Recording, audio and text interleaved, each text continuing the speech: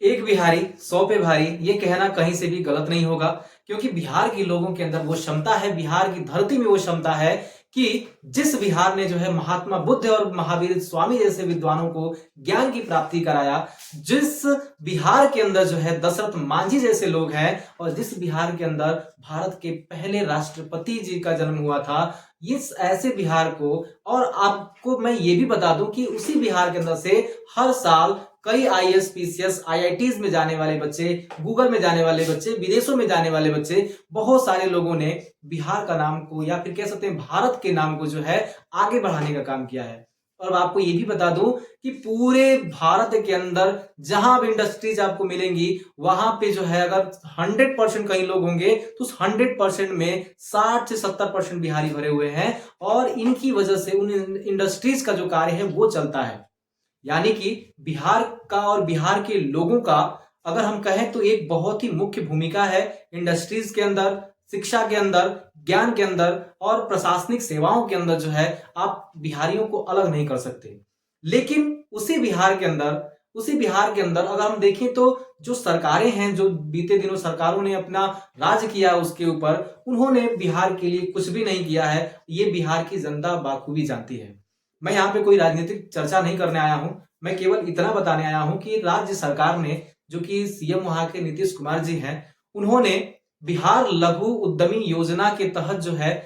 गरीब परिवारों को, और ये गरीब परिवार कौन है, क्योंकि हाल ही में बिहार के अंदर जो है जाति जनगणना हुआ है, और जाति जनगणना में लगभग 94 लाख से अधिक जो है गरीब परिवारों का चयनित किया गया है, और गरीब परिवारों के प्रत्येक परिवार को 2 लाख रुपए जो है वो देने का वादा किया जा रहा है यहाँ पे नीतीश सरकार की तरफ से। और ये जो योजना है वो योजना मैंने अभी आपको बताया, बिहार लघु उद्यमी योजना। अब इस योजना के तहत सरकार जो है 1250 करोड़ यानी कि 1250 करोड़ रुपए जो है वो स्वीकृत की है, और इस 1250 करोड़ में जो 250 करोड़ रुपया है 2023-24 सत्र में खर्च किए जाएंगे, और 1000 करोड़ की जो पूरा का पूरा लागत है वो जो है आपका 2024 से 25 के सत्र में खर्च किए जाएंगे। अब अगर आप देखें तो ये सरकार लक्ष्य क्या रख रही है, पहला लक्ष्य तो ये है सरकार का कि चुनाव सामने है। दूसरा लक्ष्य अगर हम कहें सामाजिक कार्यों में, तो यहाँ पे बिहार के लोगों को आत्मनिर्भरता की राह में आगे बढ़ाना है। क्योंकि आप जानते हैं कि बिहार की जनसंख्या जो है वो ज्यादा है, और सभी को सरकारी नौकरी देना संभव नहीं है। तो यहाँ पे सरकार वहां की बेरोजगारी को दूर करने के लिए प्रत्येक परिवार के एक व्यक्ति को कम से कम अगले 5 सालों तक जो है स्वरोजगार उपलब्ध कराने के लिए इस योजना का संचालन किया जा रहा है। अब ये आगे योजना किस प्रकार से कारगर होगी वो तो देखने की बात है, लेकिन इस योजना का लाभ कौन कौन उठा सकता है? वे 94 लाख जो परिवार गरीब हैं, उनमें भी जो है जिनकी मासिक आय 6,000 रुपए है, वो जो है इस योजना का लाभ ले सकते हैं। लेकिन याद रखिएगा, उनके आधार कार्ड पे जो पता होगा वो बिहार का होना चाहिए। दूसरी चीज, बिहार सरकार के द्वारा जो आय प्रमाण पत्र है वो स्वीकृत होना चाहिए, और वो जो आय प्रमाण पत्र है वो एक निश्चित सीमा के आय के व्यक्ति को ही दी जाएगी। जैसा कि मैंने आपको अभी बताया कि मासिक आय जो है 6,000 रुपए तक होनी चाहिए, तो आप इस योजना का लाभ ले सकते हैं। अब बात यहाँ पे ये निकल के आ रही है कि प्रत्येक परिवार को 2-2 लाख रुपया अगर दिया जाएगा, तो क्या वे परिवार जो है इन 2 लाख रुपए को लेकर के आगे बढ़ सकते हैं? तो मेरा कहना यह है कि ये 2 लाख रुपया जो है एक बार में आपको नहीं मिलेगा।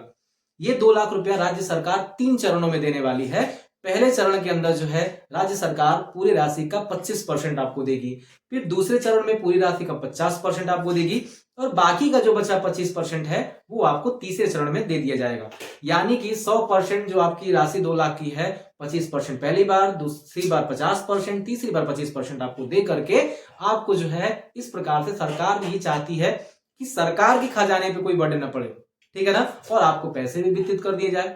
अब यहाँ पे देखने की बात यह है कि प्रत्येक परिवार, क्योंकि याद रखिएगा एक गरीब परिवार जो है जब 2 लाख रुपए लेगा, तो आप सरकार के सामने कई सारी चुनौतियां खड़ी होंगी। पहली चुनौती ये खड़ी होगी कि उनको जो है प्रशासनिक सुरक्षा दी जाए। प्रशासनिक सुरक्षा मेरे कहने का तात्पर्य यह है कि बिहार जैसे राज्यों के अंदर जो है आज भी बहुत बड़ी मात्रा में जो है प्रशासनिक जो गड़बड़ियां होती रहती हैं, वहां पे घुसखोरी का मामला चलता रहता है। तो सरकार को यह सुनिश्चित करना चाहिए कि वहां पे ऐसी घटनाएं न हो, क्योंकि वो जो 2 लाख रुपया है उसको पास करने के लिए अगर बहुत सारे लोगों ने घूस ले लिया तो मजदूरों के पास बहुत कम पैसा जाएगा, गरीब परिवार के पास बहुत कम पैसा जाएगा। दूसरी चीज, वहां पे मांग जो है होना चाहिए, और जाहिर सी बात है अगर प्रत्येक लोगों के हाथ में पैसा जाएगा तो इकोनॉमिक्स के नियम के अनुसार मांग बढ़ेगी,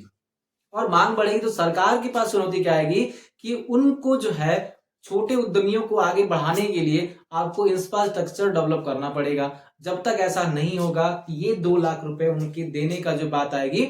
वो कहीं ना कहीं जो है आगे चल करके बेकार साबित होगा, और 1250 करोड़ रुपए जो है आपके बर्बाद भी चले जाएंगे। और यहाँ पे देखने की बात यह है कि अगर 94 लाख परिवारों को दिया जा रहा है, अगर इनमें से कुछ लाख लोग जो भी हैं वो भी अगर गरीबी को पार कर जाते हैं, वो भी अगर इस पैसे को लेकर के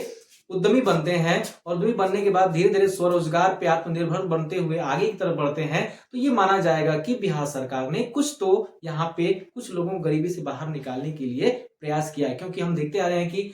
70 सालों से गरीबी पे चर्चा तो चलती रहती है।